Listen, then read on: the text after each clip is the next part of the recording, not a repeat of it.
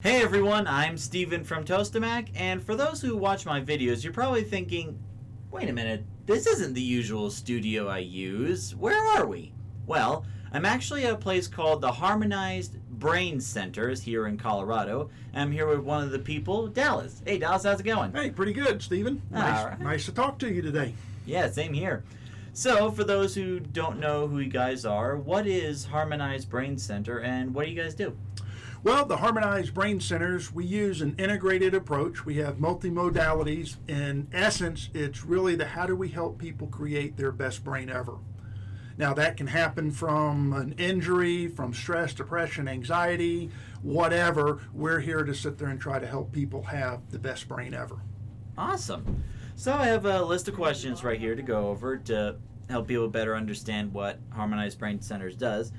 And on the website, which I'll leave a link in the description down below, there's something called LENS Neurofeedback. So what exactly is LENS Neurofeedback and how does it help people? Well, LENS Neurofeedback, it stands for low energy neurofeedback, which is kind of in the broad field of neurofeedback. It's just a particular type. Okay. And the short answer is really what we're looking at is the electrical activity in the brain. And then how do we help regulate that? Because if you get down to the very basics, our brains speak in electrical and chemical activity, then the question always comes up, well, does the chemical cause the electrical cause the chemical? It's kind of like arguing the chicken or the egg. Yeah. And we can be here all day discussing it. So what neurofeedback is looking at the electrical side, and it's a methodology when we find that the electrical activity is out or out of balance or out of tune, we get functional or dysfunction is associated with that. So it's a methodology to help regulate the brain waves. Oh, cool. All right. So, now some people might be concerned with the process since, like, part of the biggest fear is fear of the unknown, like what are the possibilities, what are the risks. So another question is, does LENS neurofeedback hurt? No, and that's a great question. The simple answer is no. Cool. Do some people feel it?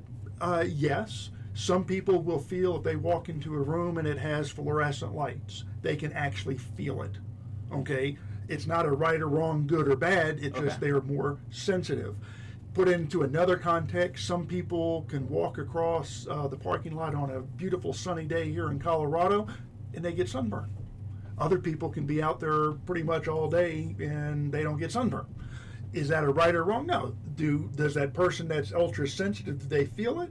Yeah. So that's basically how the body responds. It's how the body responds. But in essence, what we're doing is just a raw EEG. We're just looking at the electrical activity in the brain. Okay. We identify what we call as a dominant frequency. And we mimic that frequency and we send it back to the brain, but with an offset to make it kind of shift. Okay. And as it shifts, then that's where we start seeing people be able to function easier and better and more efficiently. Cool. I think a lot of people will be happy to hear that. Yeah. Okay. So our next question is, how did you come across this discovery?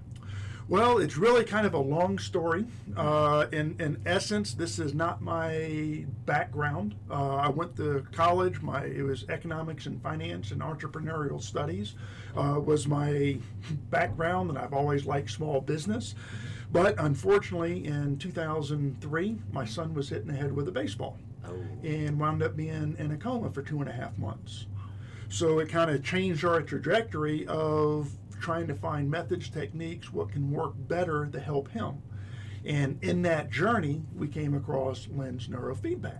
And the lady that was doing it actually on my son and on myself, because I wanted to find out what this stuff was, we started seeing some great results. And her husband was in the military and he got transferred. And so the conversation came up, wow, there's a need.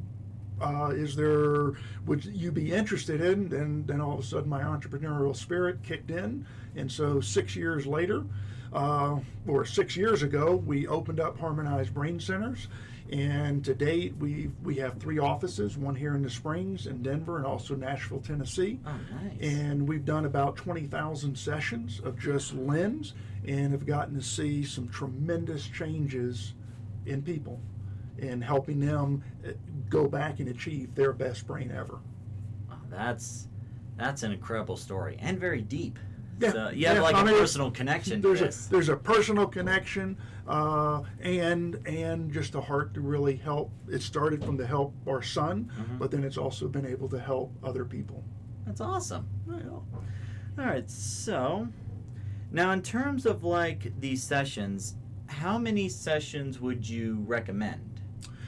Typically, what we talk about with LENS Neurofeedback is asking people to look to doing 10 to 12 sessions. There's nothing necessarily magic about the 6th or the 12th. Some people get better really soon, depending on what the issues that they have. Sometimes people will have to go more than 12 sessions. So it depends on like each individual case. Each individual case, but we ask 10 to 12.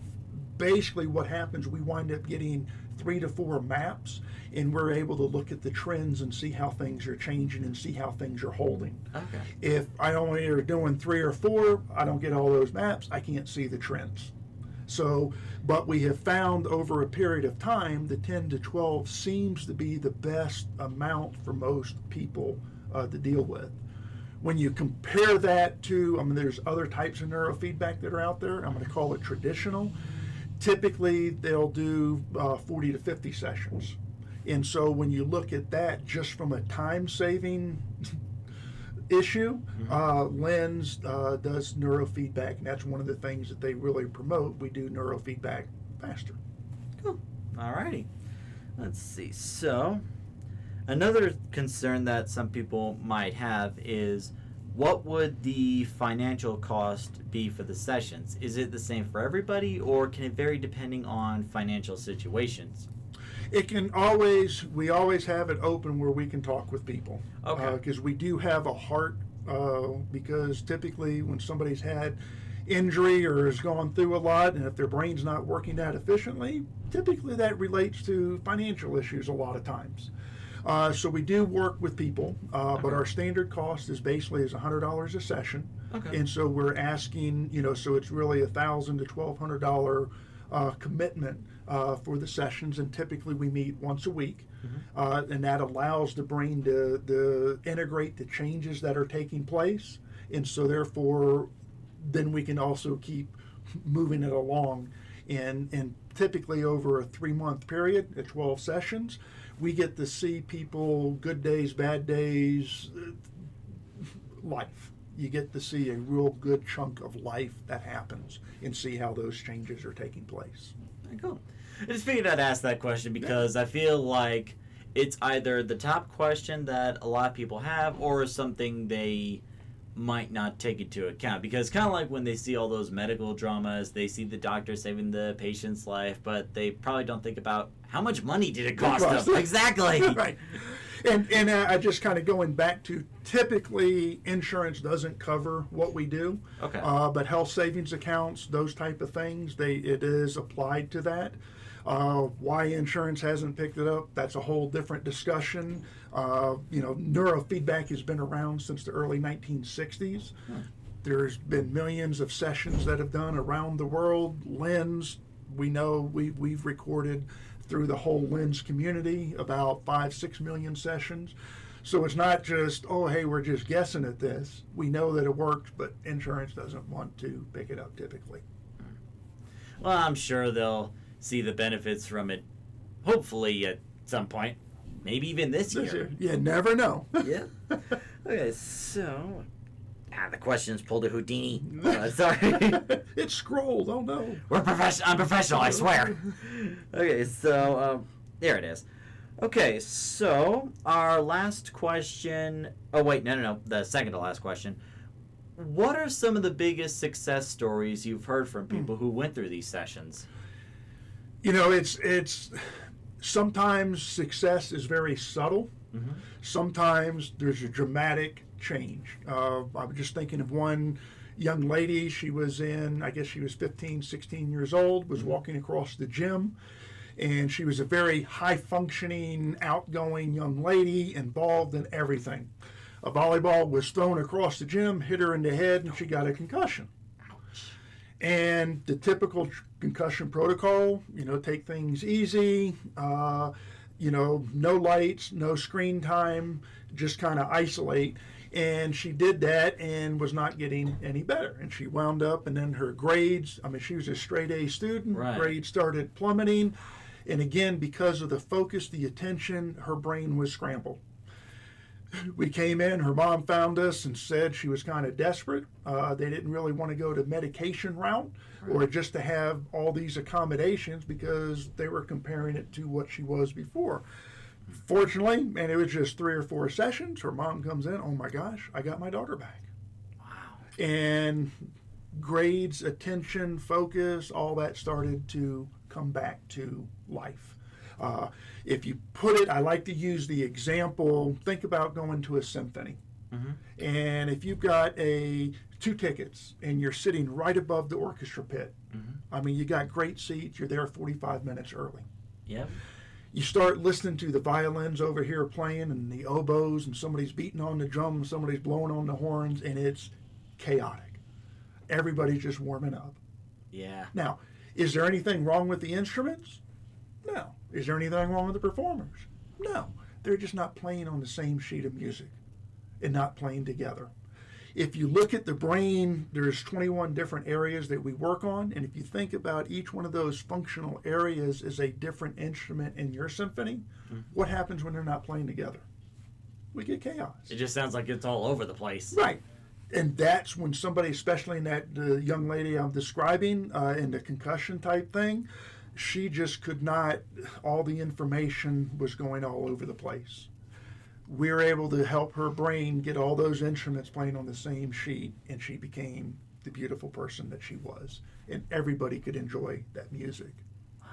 Another example, I've only done about 4 or 5 sessions with this young man. He's adopted. Mm-hmm. A lot of times adoptive kids, we don't know the specific background that they came from. So a lot of times there's trauma, either it's drugs or different things that are integrated or an abusive relationship. A lot of times we just have no idea. Right. But they have a harder time sometimes associating, being engaged, and also just processing. Her adoptive parents, very engaged, very active, loving family. Processing was just a little slow. You would ask a question, and then maybe an answer would come out. Right. It wasn't that he didn't understand. It just took a while to put it all together. Mm-hmm. After this, I believe is our 5th session, his mom, he's over there, this kid is just talking. She says, man, can you shut that off? I'm like, you gotta be careful what you ask for. But it just comes back to his processing became more efficient. And his brain was able to take in information, process it, and then put it out in appropriate behavior. Awesome. And so that's the part from a practitioner standpoint that I get excited about, because you get to see and help people in so many different ways. And I kind of describe it this way. If you think about a big ship, mm-hmm. you got a little rudder on that big ship, but if we can turn it just a little bit, in a period of time, they're off in a whole new direction. Yep. And that's the part that gets me excited about doing what we do. Cool. Man, those are incredible stories. Thanks for sharing them. Yeah. All right, so our last question is for those that are kind of on the fence, like maybe not. Is there any advice you would give to those on, like, if you would recommend them trying it maybe at least a couple of times, see if it works, or like, would you highly recommend it? What advice would you give to those? Well, I look at people are always in their healthcare journey or their recovery journey or whatever, how you would define that, because some people are becoming, hey, they've had an injury, they got to get better. Okay, right. Your health is your responsibility. There's not a doctor, a method, a technique. Really what we're doing is creating the environment to allow your body to do what it's designed to do. But you have a role in that. So I encourage people to do their research, to ask questions, to be engaged in the process, but knowing that your body can heal and can improve. one of the fundamental questions that we ran into with our son. He was in a coma for 2.5 months. Mm-hmm. He was in a rehab Health South in Southwest Florida for another 3 months. And they did, PT, OT, all kinds of different therapies, and they did a tremendous job. Okay. But then he was handed back to us, sent home, confined to a wheelchair, cognitive issues, speech issues, and obviously motor skill issues. Mm-hmm. We had to ask the fundamental question as parents at that point, because he wasn't old enough to do it on his own. Right. Is this it? Or can it get better? Now, it's not going to necessarily be what it was, but can it get better?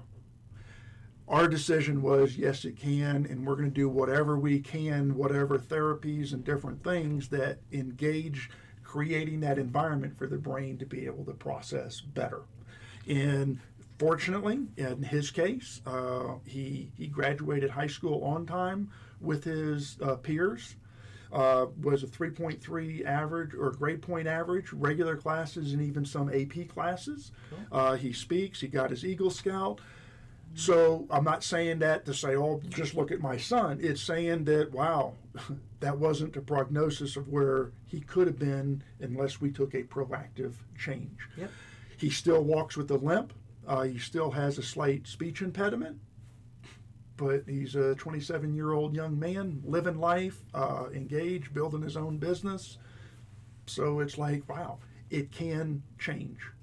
Might not be what we expected, but it can change and can get better. So I encourage people, we do free consultations, let people come in, I can talk to them, explain what we do, and they can make the decision, is this the best fit for them at this particular time? Awesome. Well, I think that's about all the questions we have. Thanks for taking time to answer these questions. Thank you. No problem. Enjoyed it. Thanks. And thank you very much for watching this amazing video. If you like what you see, don't forget to subscribe to Tostemac to stay up to date in our latest videos. Also, if you want to check out more about Harmonized Brain Centers, I'll leave a link in the description down below to their website, as well as some locations where the offices will be. So thank you very much for watching. Thank you, Dallas, for taking time. And until the next video, see you later.